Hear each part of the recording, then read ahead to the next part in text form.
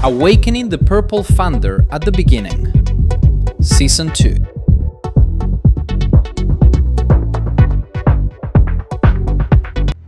Napasigaw sa sakit silang Chong sa nag-aalab na galit. Hindi niya matanggap kung paanong ang sitwasyon ay bumaliktad ng napakabilis.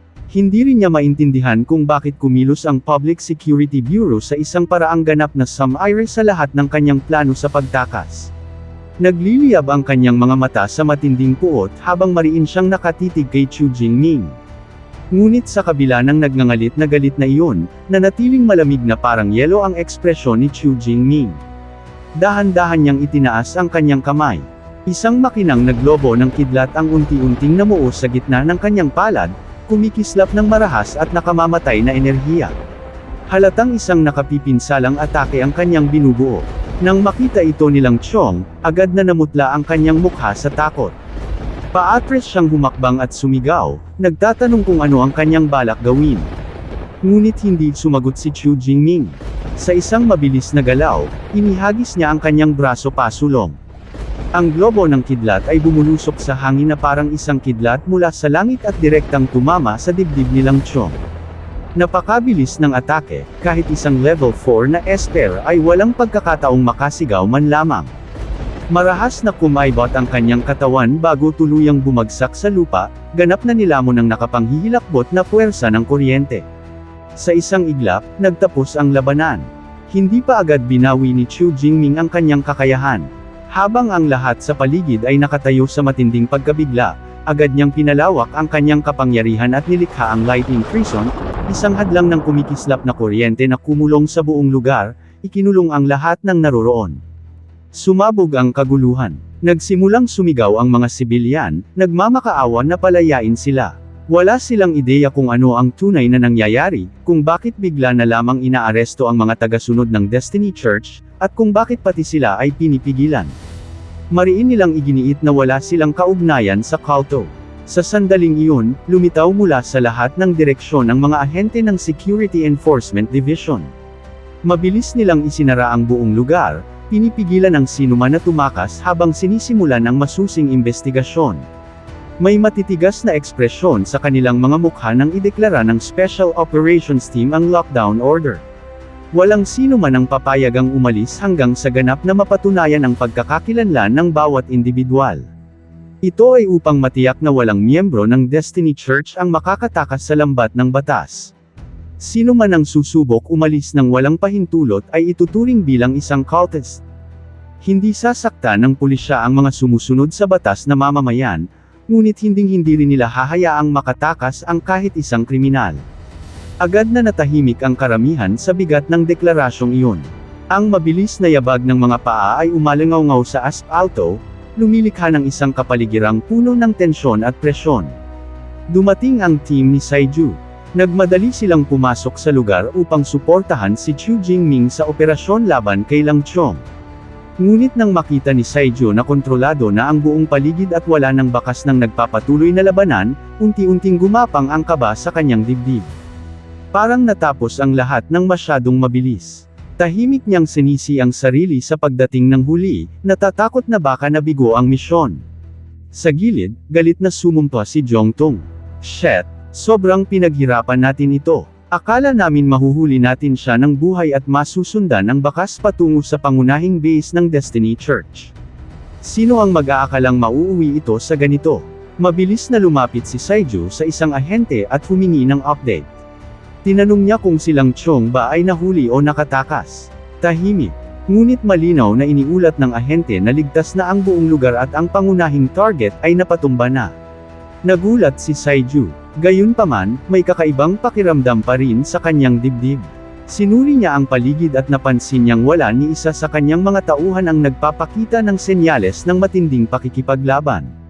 Nang itanong niya kung paano ito nangyari, bahagyang namahiya ang ahente bago ipinaliwanag na si Chu Jingming ang lumutas sa lahat, bago pa man sila nakakilos. Nabigla ang buong grupo. Isang level 4 na powerhouse, pinabagsak sa isang atake lamang. Nagmadaling lumapit si Saiju sa mismong pinangyarihan. Ang tanawin ay nakakakilabot. Ang katawan ng bodyguard ay ganap na nasunog ng kidlat, isang madilim na patunay ng mapanirang kapangyarihan na pinakawalan ni Chu Jingming. Tahimik na pinagmasdan ni Saiju ang bangkay. Isang halo ng pagkamangha at paggalang ang umusbong sa kanyang puso.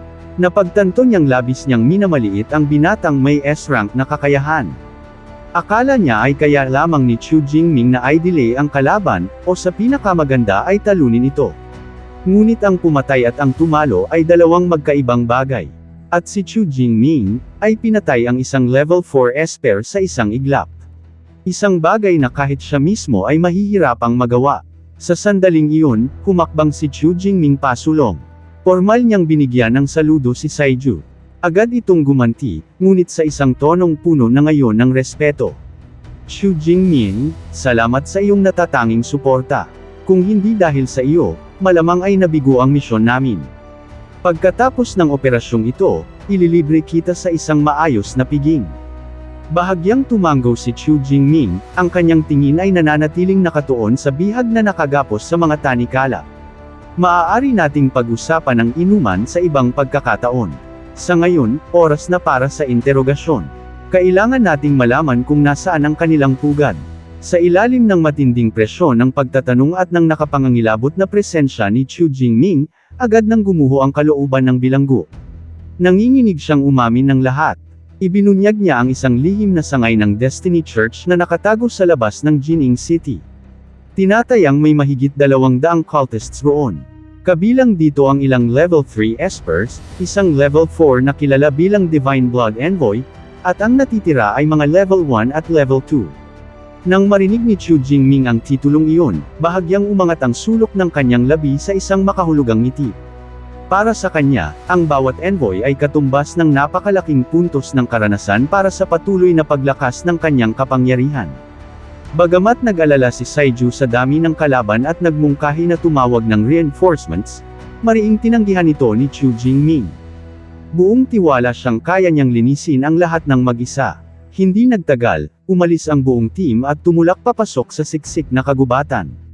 Ang pagkaluskos ng tuyong dahon sa ilalim ng kanilang mga paa ay tila babala ng paparating na bagyo. Isang bagyong handang limunin ang pugad ng Destiny Church.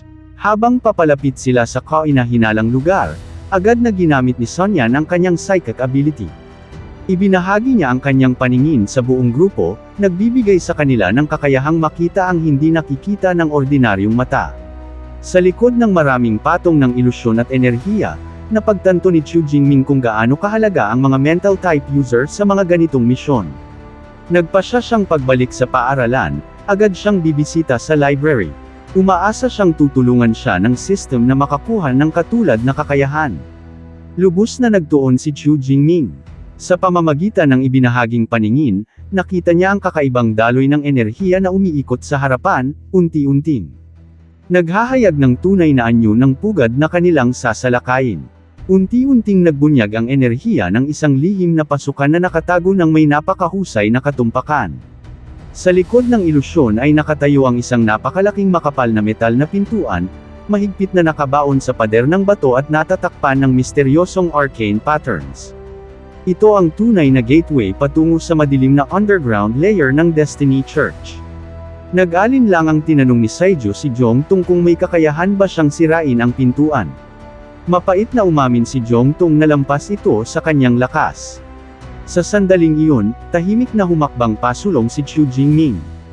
Ang bawat galaw niya ay panang tiwala. Ako na ang bahala. Habang sinasabi iyon, kinuha niya ang isang level 3 pill, isang napakahalagang elixir na kayang magpanumbalik ng enerhiya sa isang iglap. Tumingin si Saiju sa kanya na may halong pag-asa at kaba. Sa kauna-unahang pagkakataon, naramdaman niyang ang elite team na ipinagmamalaki niya ay tila napakaliit sa tabi ng isang S-rank esper. Nang magkabisa ang pill, agad na bumalot sa katawan ni Chu Jingming ang makinang na gintong kidlat. Ang pressure ay lumakas ng gusto, parang tumigas ang hangin sa paligid. Walang pag-aatubili, tinipon niya ang lahat ng kapangyarihan sa kanyang braso. At pinakawala ng Thunder God Finger. Sumabog ang kidlat na mas marahas kaysa dati. Sa isang iglap, para siyang naging Diyos ng kulog sa kailaliman ng kagubatan. Isang nakabibinging pagsabog ang gumulong sa buong lugar. Isang dambuhalang alon ng kidlat ang dumiretso sa metal na pintuan, nagpasiklab ng nakakasilaw na liwanag na lumamon sa lahat sa paligid. Ang puwersa nito ay lampas sa imahinasyon ng sinuman. Ang pintuang sinasabing hindi masisira, na nakayanan ng hindi mabilang na fur-type abilities, ay nadurog na parang salamin. Ang mga tipak ng metal ay nagliparan sa lahat ng direksyon, natunaw at nabaluktot sa matinding init at pressure ng atake ni Chu Jingming. Sa likod ng matatandang puno, napilitan sina Saiju at Jongtong na sumilong. Sinasangga ang kanilang sarili habang nakatitig sa eksenang halos hindi nila mapaniwalaan. Umalangaw-ngaw ang buong kagubatan na para bang tinamaan ng lindol. Diyos ko, hindi ako nananaginip. Hindi matanggap ni Jongtong na ito ang tunay na kapangyarihan ng isang level 3 esper. Ang panunood sa halwang metal gate na sumabog na parang papel ay tuluyang winasak ang kanyang pagkaunawa. Dahan-daang huminga si Chu Jingming ng malalim, tila nasisiyahan. Ito ang unang pagkakataon na ginamit niya ang Annihilation Finger sa ganitong antas ng walang pagpipigil.